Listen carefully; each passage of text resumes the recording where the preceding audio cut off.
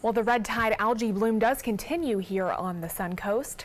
And now it's forcing organizers to make changes to upcoming popular events. ABC 7's Rebecca Fernandez joins us now live from Venice with how some plans are changing there. Rebecca? Yes, September is usually a very busy month here in Venice with a ton of local annual events. But now some of those events can be added to the list of red tide victims. So we plan our events a year in advance. We have all our volunteers lined up, vendors are lined up, the bands are lined up, the sponsors. We're all really excited about it. So at this point, we're just going to keep an eye on the beach. There are more than a dozen events planned throughout the next month in Venice, but some of them are being washed out because of red tide, like the city's monthly 6-mile bike ride that was canceled this week.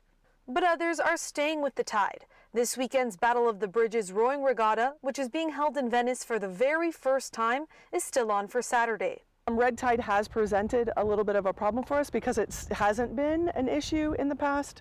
They have decided to shorten the duration of the event to only 4 hours from 8 a.m. to noon instead of the entire day. Safety is our #1 priority. We want our athletes to be safe. So that's why from day one, we've been consulting with Boat Marine, with other agencies to make sure that the entire part of the race is safe for our boaters. It's one of the reasons why this waterway was picked, is for safety, to make sure our athletes are safe. And since conditions had improved tremendously, organizers of the yearly Venice Beach Bash were hopeful they were in the clear.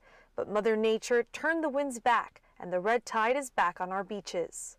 Keeping a really close eye on it. We're still planning to host it on the 22nd.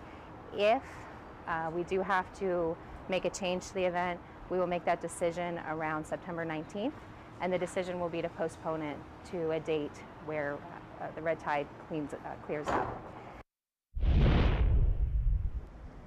The City of Venice will continue posting updates about these events on their Facebook page and on the city's website. Live in Venice, Rebecca Fernandez, ABC 7, your Suncoast News. Back to you guys.